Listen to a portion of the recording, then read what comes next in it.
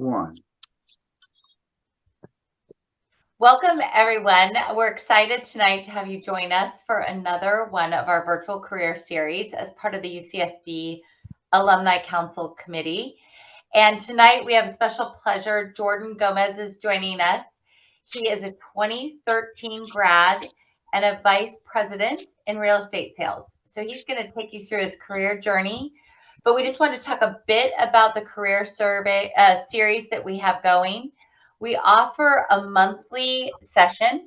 So look for announcements on our various channels where we communicate about what's happening with the UCSB Department of Communications and our Alumni Council.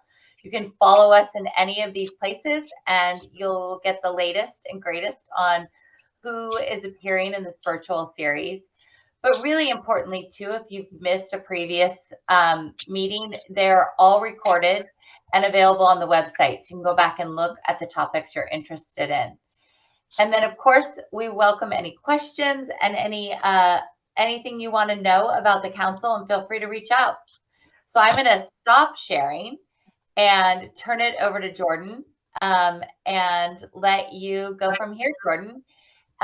Feel free to ask a question along the way with Jordan, and or we can save them to the end as well. Thank you for the introduction, Amy. Can you all see my screen? Just a thumbs up from anybody helps. Perfect. So yes, as Amy said, my name is Jordan Gomez. This virtual career series is going to be on real estate and sales. Put together a little slide deck for you so you can follow along. Hopefully it's insightful, you learn something new, and we'll have a Q&A at the end. So feel free to ask me whatever questions you'd like. All right, let's start it. So up on the screen, this is the agenda for today's session. I have approximately 15 minutes or so I'm not going to spend too much time on each slide. Some slides are going to have more information than others. So again, feel free to write down any questions that you have along the way and ask me at the end of the slides when we do our Q&A. Happy to answer them. So a little introduction. Some of the roles I play, not just professionally, which we'll get into, but also personally. I am the youngest of 3 children. I have a brother and a sister. Sister's about 7 years older than me. Brother's about 3 years older. So it was always fun being the youngest. I'm a husband to my wife, Ashton. We have 2 boys. One of them is due in April, so don't have to handle that little one yet. But I have Thomas, who's a little over 2 years old. He is my everything. You find out a lot about yourself when you become a father, in my opinion. I recommend it. I'm an athlete. Played collegiate sports up until actually I went to UCSB. Amy, I'm sure we'll bring this up later on during the Q&A, but I'm a transfer student, so went to UCSB and graduated from there. Obviously, CRE professional, that's an acronym for commercial real estate. We'll get into some of the various jobs and occupations, roles that you can play within what is a vast industry. But I chose to go into the commercial side, not the residential side. And then I am, as you know, a UCSB alumni. I graduated about 10 years ago. Next slide. So my UCSB journey, UCSB had a very profound impact on my life. It's really impossible for me to summarize this in 90 seconds or so, but I'll kind of break it down by some of the positions I held there, some of the activities I participated in, and of course, some of the coursework that really played a role in shaping what I was going to go into for a profession. So as a research assistant, I actually didn't do this till my senior year.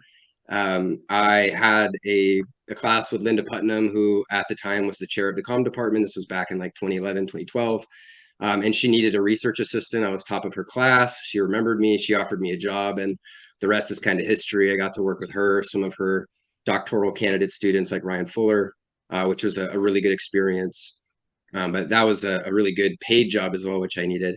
And I learned a lot working with her, specifically on a lot of the qualitative research side. I did a sports marketing internship, which was really my first glimpse into marketing in general. I didn't have any sales jobs before that. So I learned a lot about branding, how to position yourself in a given marketplace, and ran a lot of the promotional side for it was the winter quarter. So basketball, baseball, sports like that, which was really fun. So athletics, I played up until I went to UCSB. I still participated at UCSB in intramural sports. I actually was like an honorary member in a lot of the fraternities football leagues because I played football up until UCSB, so that was a lot of fun. But athletics has always just been a huge side of a huge part of my life, even in college. And then as you can see here on the coursework, I really focused on and this was really by accident, honestly. I just gravitated towards anything that had to do with interpersonal relations and dealing with business development. So negotiation, persuasion, marketing, networking. You can see the list here. Interpersonal relations was really the first. Actually, intergroup with Harry Giles was the first class I took that really got me interested in, dealing with how to work with other groups and other people. So that was pretty big for me on getting me on this path that I'm on now. And then, of course, Lambda Pi Eta is I believe still the honor society there.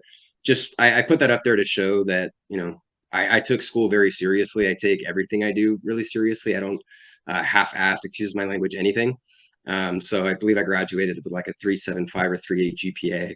I always believe in if you're going to do something, doing your best. So that was just a reflection of that. Next slide. So maybe all of you or none of you need to read this. This is one of my favorite quotes. I read a lot of books. I read about a book a month. This is one of the most recent books. It's by Norman Vincent Peale, The Power of Positive Thinking. It's just a friendly reminder of just how powerful our thoughts can be in impacting our life and the life that we create for ourselves, right? Especially those that we influence along the way, like the conversation we're having here. So next slide. So this is a very short version of my career path. I've been in business for 10 years. I've always been, a commission-only sales headhunting type role and position that I've held. Looking at the long list of coursework, right, a couple of slides ago, it's probably no surprise that I selected a career path of sales and business development. But again, for the sake of saving time for the Q&A, I won't get into the nuances of each company. I've worked for several companies. I've held several roles within them, but they've all been sales and business development roles over the last decade. As you'll see, I started out in staffing. I interviewed at probably 30 companies, didn't have any experience. Was probably competing with a lot of people that had at least a little bit of experience out of school. I interviewed and interviewed and interviewed, stayed resilient, and eventually I found somebody that was willing to not only give me an opportunity in sales, but they even provided me a draw, which if you want to ask me what that is and how that works, feel free to ask me in the Q&A, to give me a chance to A, afford to live on my own, and B, give it a shot to develop a career, find out something that I could apply my communication background in. And then eventually, I was in that business for about 2.5 years.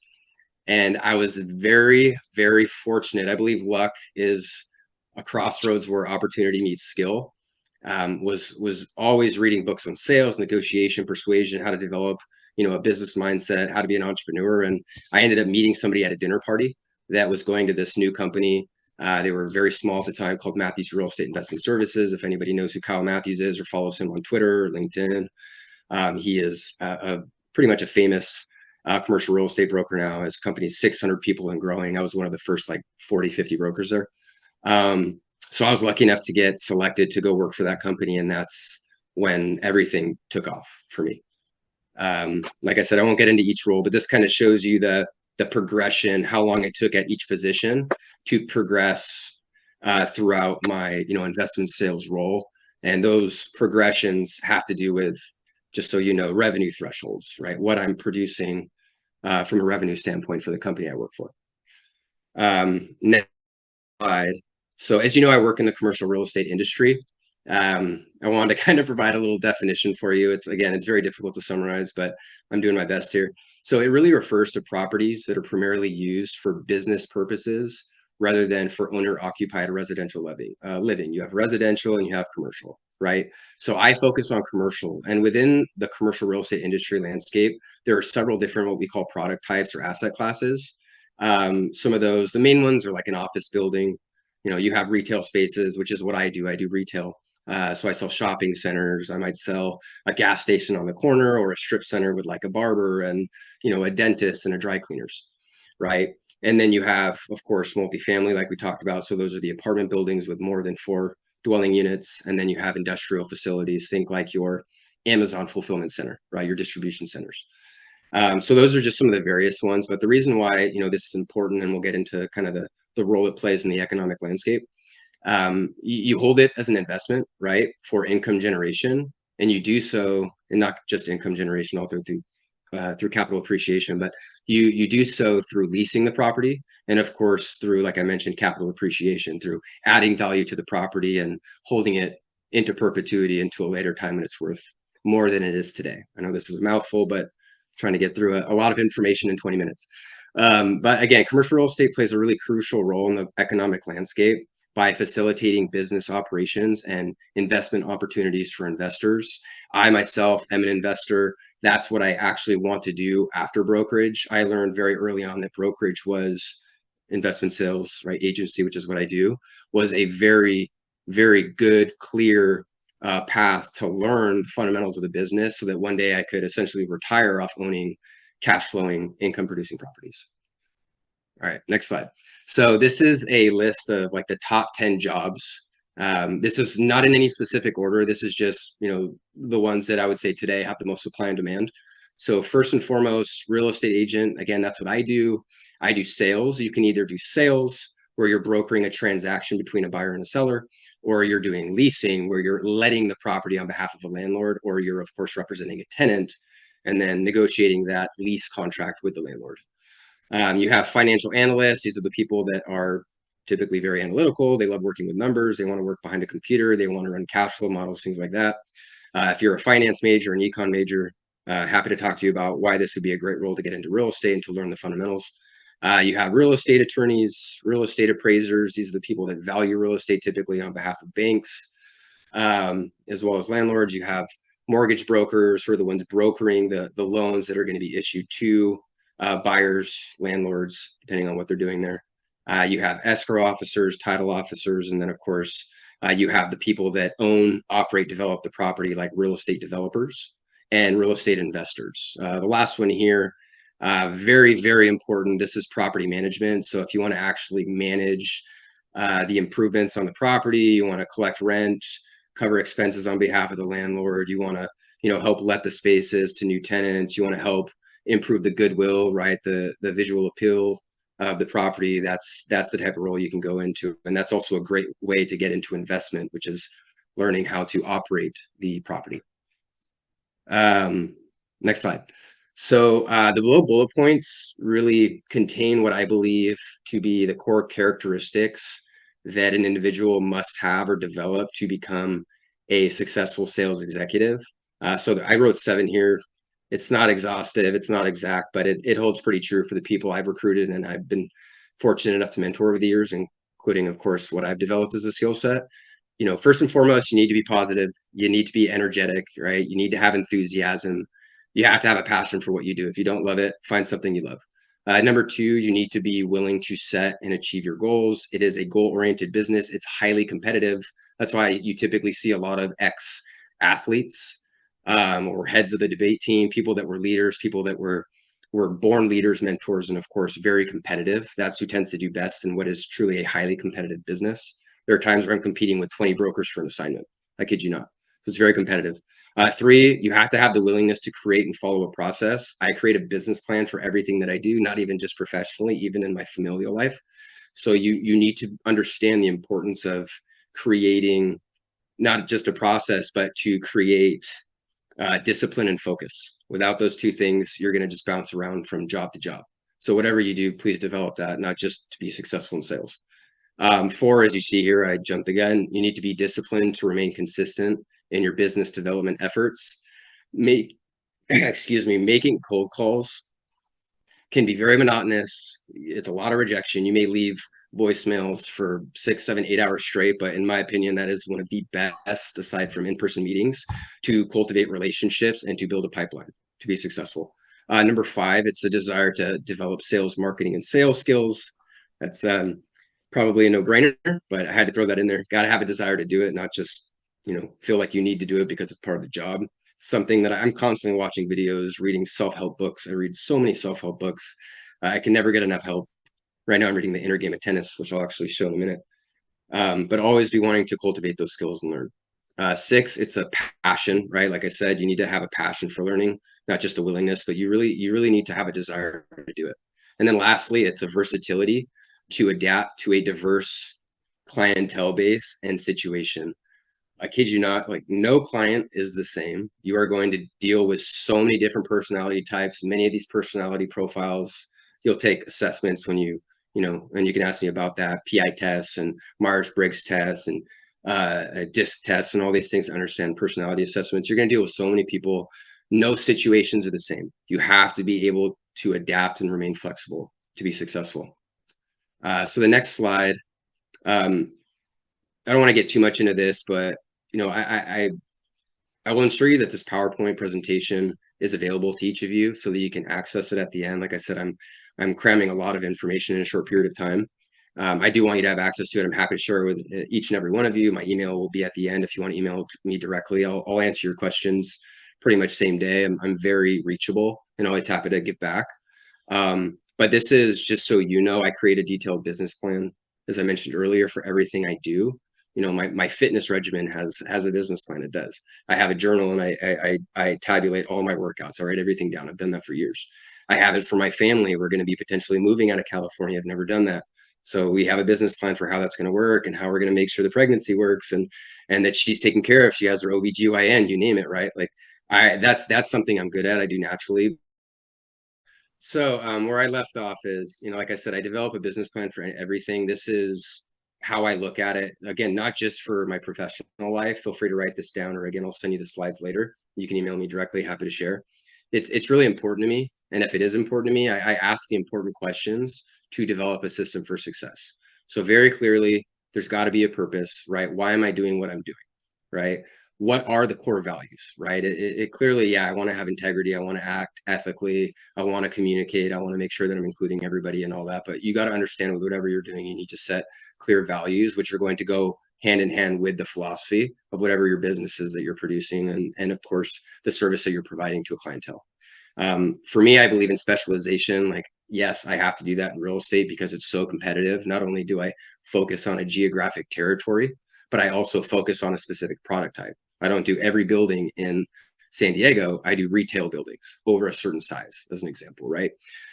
So you got to specialize. Number 4, processes, right? So this is that systematic method and the operational procedures that I talked about, being very diligent with, having discipline with, working day in and day out until you reach your goals. And then it's just about setting new goals and doing it over and over and over again until you essentially have a business that you can pass off and have people to delegate all of your work to, right? Could take 5 years, could take 10 years, but the process works. And that's why you stick to it. And then lastly, of course, like I said, you need to be goal oriented, right? I use the SMART method. So goals have to be specific, they have to be measurable, attainable, relevant, and time bound. That's how I break it down, right? It's something that you have to be able to quantify, right, for it to make sense. Your big goals and then the smaller goals. We talk about KPIs and business development a lot to ensure that you're reaching whatever that shared overarching goal is for your team, for your company, for the division. All right, so almost done here. Yearn to learn. So this is, I wanted to be very specific on some of the continuing education that I do specifically for commercial real estate. And again, specifically because I focus on investment sales. So I'm providing investment advice, right, to a specific investment community on acquiring, disposing of, developing, managing, operating shopping centers and net lease investments. So this is some of the coursework that I've done over the years. Haven't received an MBA and MS in real estate, but I want to throw that out there because schools like University of San Diego, if UCSB did, I would throw it out there. If they do, I'm so sorry I didn't know that, but I'm pretty sure they don't. San Diego has one. USC has one. There are a lot of schools. I know Vanderbilt has a great one that's in Tennessee, but there's plenty of schools that actually have degrees where you can get a master's in real estate specifically. And then CCIM, that's the Certified Commercial Investment Member. That's something I actually am currently doing just to, further improve my skill set and my financial acumen. And then the Massimo group is a really an unparalleled. There's a couple other groups. I want to say the Linsky group does it as well, but this is coaching, one-on-one coaching and group coaching for brokers that want to take their production level to the next level. If you're doing 6 figures, do 7 figures. If you're doing 7 figures, how to get to 8 figures, so on and so forth. Bob Knackel, who's like one of the most infamous brokers of all time. He's done $23 billion in sales in New York City. When you think of brokerage in New York City, you think of him. He is one of the coaches of the Massimo group. Networking events, pretty obvious, right? If you want to learn, you need to go out there and meet people. I have a quote here I wrote down. It's not about who you know, it's about who knows you. That's something Bob Knuckles says. Very powerful, very true. And then, of course, these are some of the professional affiliations I highly recommend writing down if you want to get into commercial real estate. I'm only a member of ICSC, but you have ULI, NAIOP, and CREW. CREW is Commercial Real Estate for Women. That's a group that throws amazing events. I am not a member, but I've been invited to a lot of their events, of course. But these are just some of the affiliations that I recommend looking into if you're interested in seeing what those affiliations are that you can network in early on in your career. So this is one of my last slides. I won't get into each book. This is going on long enough, I'm sure. But I wanted to generate a list of book recommendations. Practically every single one of these books can be categorized as self-help. I mentioned that earlier. I read a lot of self-help books. I'm not here to offer you technical advice. You have professors, mentors, eventual bosses. Some of you may have therapists available to do that for you. My hope is to provide practical advice that, when applied, will help you cultivate a plan for successful living, right? Not just your career. They go hand in hand. So these books really helped me do that with my career, my family, my life, my newfound faith. That's new for me. But the more I work on myself, the better suited I typically am in helping serve others. So again, I'll make this slide available, but every single one of these books, highly recommend for a number of reasons. So this is my last slide, then we'll get to the Q&A. I got to leave it with this. So, I developed a giving mindset. I read The Giver. I recommend that book. It's a very quick read. You can read it in a day or less. But there really is honor in whatever you're going to accomplish in your life, assuming it's moral and ethical. I have to make that disclaimer. However, I do believe that shaping the path for others is really where a legacy is created. So, for me, I joined the Alumni Council recently. It's been such a pleasure to meet David and Ron and Jeanette and all these wonderful people, Amy. I really embrace the opportunity to give back to the university that truly nurtured my growth and helped support my dreams at that stage in my life. Right. So it's really my duty to repay the debt of gratitude and to empower you students and as well as some of you staff here today that have that potential, right, that we all have. So for me, again, it's to leave a legacy. It's leaving an indelible mark on the institution, UC Santa Barbara, that really helped shape who I am today. So I'll leave it there. So Jordan, I'll get the ball rolling with a few questions. I encourage everyone on the webcast to turn on your video so Jordan can respond to you with your picture and live. But you have such an amazing energy. You and I, when we talked the other day, we talked about being a transfer student.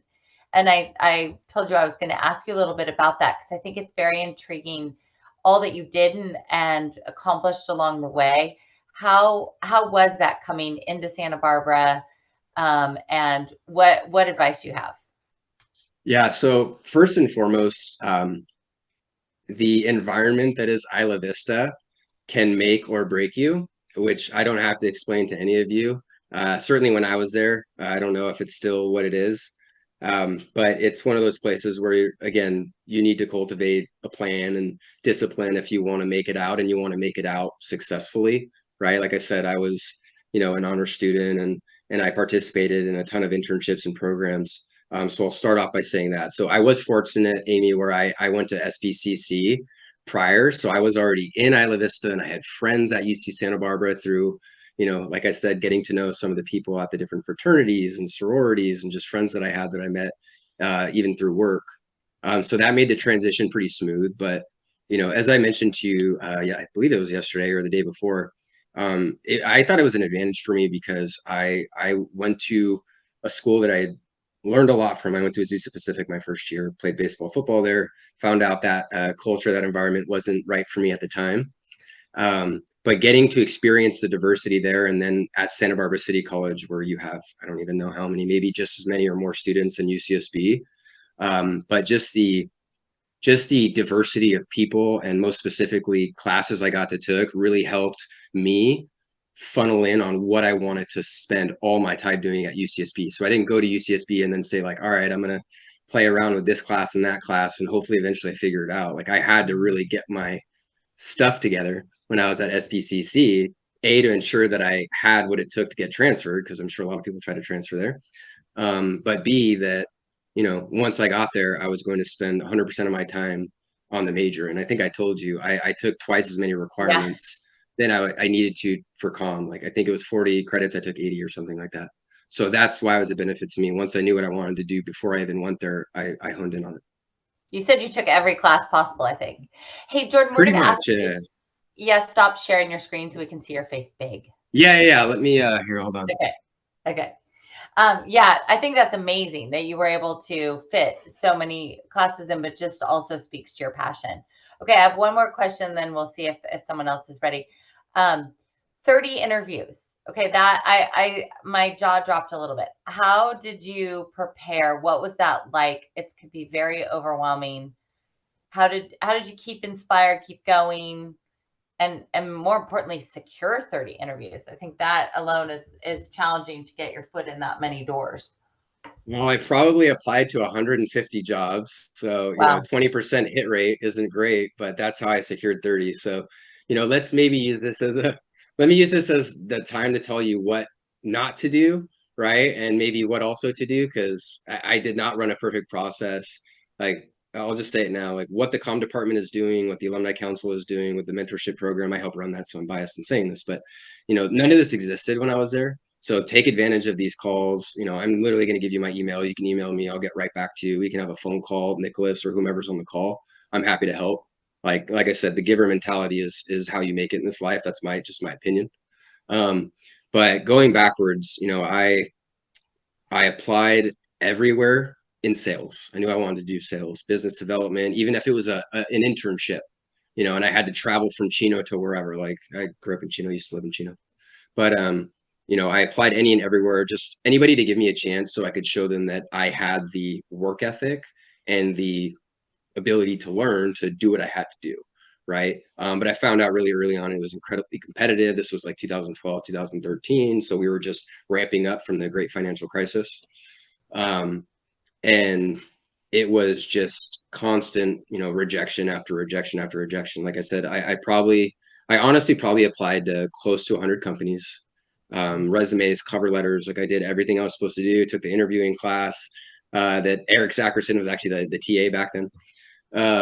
But yeah, I did everything I was supposed to, or at least I thought I was. But you know, in order to stand out, I found out you need to get in front of people. So there are things I would have done differently. I certainly would have emailed the hiring managers directly. I would have used LinkedIn back then. I didn't even have a LinkedIn back then.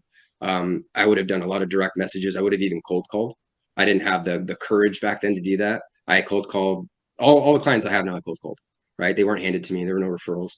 So there are things I would have done differently, but it was like I said, 99% of the companies rejected me. I had one opportunity, and I was like, okay, this is where I'm going to make it. And like I said, I was provided a draw, which means I had to pay it back. So there was no salary. I've never had a salary. I've never been W-2. We're going to pay you whatever you need to pay your rent and food. I'm not going to pay you money to go out and have fun with your friends. And you have X amount of time to make money, and if you don't, you pay me back plus interest. So I worked weekends. I worked 6, sometimes 7 days, cold calling people on the weekends until I developed a pipeline and started making money. And it was that mindset, that mentality that got me to where I am now. So anyways, long way of answering it, but And work ethic. I think that comes across very clearly. You have a really incredible work ethic. So I'll let some of the students or other team members here jump in and ask another question. I have a whole list, but I'll let someone else take a chance. How's it going, Jordan? Just want to say thanks for doing this. I really appreciate it. So my first yeah, question thanks for to you joining. would be, what was there? I'm kind of like you in the way that I know I want to go into sales, but I was curious, is there something that you liked about commercial real estate that kind of tipped you towards investment sales in that department, or would you have been interested in like medical sales or tech sales or something like that? Because I'm trying to find kind of some more direction as far as which kind of Yeah. sales I want to go into. Yeah. So my recommendation, you're not going to narrow it down by doing research. At least that's not my experience. I highly recommend reaching out to people like myself. Um, I probably wouldn't reach out to associates, although it's good to reach out to people that are young to find out what it's like in the beginning. Right. But I'm not so far removed that I can remember what that was like. So you can ask me, and we can talk more offline. Like I said before, happy to have a call with you. Awesome. Thank you. Reach out to people for whatever industries, 5, 10 industries, reach out to a handful of them. At least one of them will get back to you. Yeah, Tell them you want to find out how they were successful. It's an homage to their vanity to say that. They want to help people that think highly of them, right? totally. Just a little tip. Thank But reach out to as many as you can and just ask questions. The best thing you can do in the beginning is ask questions. Ask as many questions as you can. Try to actually apply whatever it is they're telling you. Don't just, it's one thing to know, it's one thing to do it, right? If you know a lot, you don't apply it, you're not contributing anything, right? So going back though, for me, I didn't know anything about real estate. I had zero interest in real estate. That's me. I am very faith-based, didn't know it. Now I really am. But I was just always very faith-based, very confident, clearly. But like I said, I was at a dinner party and I met the guy that owned this house that was overlooking Malibu. You could see Santa Monica. It was a multi-million-dollar house, like, Range Rovers and Porsches and Yeah, everything in the that was your driveway. golden ticket a little bit. You made it Well, your golden ticket, kind of. yeah. So, I saw an opportunity, right? So I met the guy and he was talking about this company and we are actually at a dinner table. I'll make this a quick story, but it's a good one. We're at a dinner table. I'm sitting across from him. It was meant to be. We're all talking and, there's probably a good 12, 14 people at the dinner table. And I'm there because my wife is the nanny, right? At the time she was the girlfriend. She invited me. So I'm just there. Like I'm the help in a way. But so I show up and I'm like, okay, like I want what this guy has. Like, I just want to pick his brain and get to know him. Like, I'll do whatever it takes. So he basically, we start talking at the table. Within a minute, he's like, hey, cold call me. And he tells everyone to be quiet. So he puts his hand up to his ear and he's like, I want to see what you can do. So I do it. We finish eating. He doesn't say anything. He takes me outside.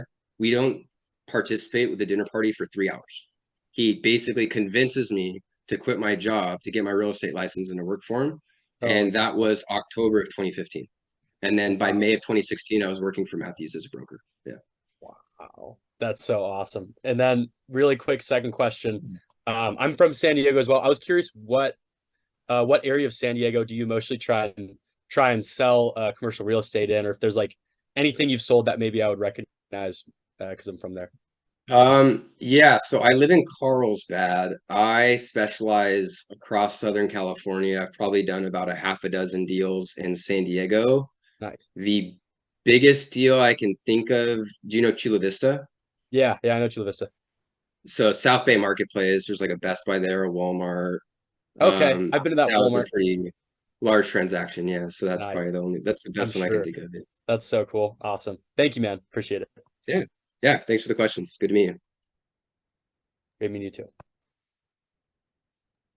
I Any other actually have a questions? couple. Oh, sorry. I just have a couple Yeah. questions, a little similar to Nicholas, but also a little different. I have a very similar background to you. I'm also from San Diego, comm major here, except I kind of am going the real estate route. I actually have my test scheduled for next month, so that's really exciting.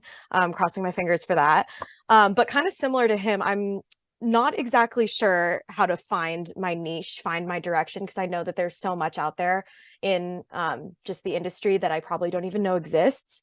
So of course I'm just taking the salesperson exam, but there's a bunch of other areas that I feel like I could be interested in. And while, I can go crazy on LinkedIn and go crazy messaging people, how do you think I could get like the actual like I guess this is kind of like a far-fetched question, but the experience of those different industries, you know what I mean? Like versus like residential versus commercial, like, because how hard is it really to kind of like switch, if that makes sense, if you realize that something's not for you? Yeah, no, that's a really good question. So if you're going to be switching from like a product type to a product type or from residential to commercial, Hmm. they are completely different worlds. Yeah. So, my recommendation is first understanding, do I want to be like really high picture, right? I look at things from, Right. 3,000 feet in the air, right? So do I want to be in, as an example, do I want to be an employee, right? Hmm. Salaried, stable, W-2, benefits, all that. Do I want to be commission only, eat what I kill, higher earning potential, higher ceiling, Yeah. et cetera, et cetera. But like the industry, right? It's either going to be very heavy on business development and sales, or it's going to be a services platform, level role. And obviously, like, and even David, not that he's here to speak, but he's in the banking industry and he can tell you, like, there are salaried positions, right? really good Right. salary positions in the banking space. But it just really depends on, what, like I recommended to Nick, I would reach Hmm. out to, and again, you can access the presentation. You can send me more questions offline Awesome. because Yeah. there's a lot I can give you on this. Hmm. I would just focus on the different sectors within real estate, like the ones I mentioned: property management, Yeah. sales. You're obviously getting your license. There's a lot you can do with that, to really understand what sounds the most interesting to you. But like, first and foremost, before you just get a job, unless you have to because Hmm. you don't have anyone to take care of you and you need to pay your bills, and I understand that too. That's a lot of people. Hmm. um, Try to find like internships or even just opportunities to shadow people so that you can watch what they do on a day-to-day basis. Like, I've Right. actually had people come to me and say, like, I may want to work for you. I said, great. Like, have you ever done anything like it? No, I have no idea what it's like. Great. Hmm. Just sit in a chair in my office and just watch what I do, and Got tell me it. if you have questions, and tell me if you even, that sounds interesting. And most of the time they're like, I want to be in sales. they Hmm. they they hear me get yelled at, and profanities used, and everyone's upset, and I think I'm threatened to get sued. Like, who knows, right? But it can be a very stressful job, and that's something where, of course, you need to know yourself and know how to manage that. And we're not going to get into that for this call, but Yeah. you really want to, like, before you go into it, it's very easy. Like, it's great that you're getting your license. It's a really easy test. You're going to pass it, no problem. Hmm. I just finished my renewal test yesterday. Awesome. So, yeah, every 4 years. But anyways, it's that's my best recommendation. And like I said, you can email me offline. I can maybe even introduce you to some people. Awesome. Uh, Yeah, that would be I'm great. Thank you. happy to do it. Yeah, just that's the best thing you can do is shadow someone. There's no strings attached. There's no employment contract there. And then they'll take you to lunch. Please offer to take them to lunch because they're helping you out. Yeah. Buy them coffee or whatever. And that's something I wish I would have done, as opposed to just jumping into it and taking 2.5 years to find out in recruiting. I didn't want to do that. So. Mm-hmm. Great. That was really helpful. Thanks so much. Nina, I thought that was an interesting question too, switching between commercial and residential. Uh, and I think Jordan's advice was really good. Like, go shadow, go follow some Yeah, I like people that. for a day, ask them about the barriers to entry, how they got started, how, that was really good. Yeah. Yeah, the last thing I'll leave you with is residential. I haven't done residential, so I'm just speaking from other Hmm. people's experiences that I've spoken to, that I'm friends with in the industry, that are realtors, right? It's a lot more personal. It's a lot more personable. You're helping somebody potentially find their dream home. Like, there's a lot of emotion attached to it. And what I do, more often than not, it's like an institution, right? It's a real estate investment trust or a wealth manager that's just moving paperwork. Okay. So, it's a thankless job, is what I tell people. I do it because the earning potential is very, very good, not because people treat me really, really well. Okay. Just to be very clear. So, yeah. Awesome. Well, thanks again. I really appreciate it. Yeah, of course, you're welcome. So I think we have time for one or two more questions, maybe one. There's another student who has a question. Or I've got a whole list. I can keep going. No. Amy, I wanted to jump in with just a comment based on what the comment that just came up about how to meet other people is for students that are not a part of the LinkedIn private group. Please join that. And I think Leslie's on the call. She can pop in the URL to that in the chat. I will if she can't, because you can go and look at where alumni work and then reach out to them and say, hey, could I do an informational interview? Because you already have that in of being an alumni. I just got someone that reached out to me the other day that wanted me to introduce them to someone in my network who I hadn't talked to in like 20 years, but I still did. And now they're doing an interview, right, for a job. So we're always happy to help. So make sure you use that LinkedIn group, because I just saw someone post a job today. So use that and go through and find all those companies that might be interesting to you. That's such a great reminder. And also sign up for the mentor program. I had such a good time last year with my mentee, and 90% of what I did was introduce him to other people. We weren't aligned based on our interests, but I was able to connect him with different people in the industry he was interested in. So if you haven't had a chance to sign up for that, I highly recommend you all take advantage of that. And again, you can find those resources on the website as well. Do we have any more questions? All right, I see Leslie posted the LinkedIn group, so that's great. Check it out in the chat. And Jordan, I just want to thank you again. It was such a delight. I had so much fun talking to you yesterday. I was thinking about our conversation, and there's just something so special that brings us all back to this amazing campus. We're jealous of all you students who still get to live and be part of the Santa Barbara community every day. But as you can see, Jordan is a great example of one direction this major can take you. There's lots of others, and feel free to peruse the virtual recorded different virtual series, because I think there's a lot of other careers you could explore there, and then look for our next one in January. So again, Jordan, thank you so much. Really a pleasure. Happy to be here. Thanks for having me.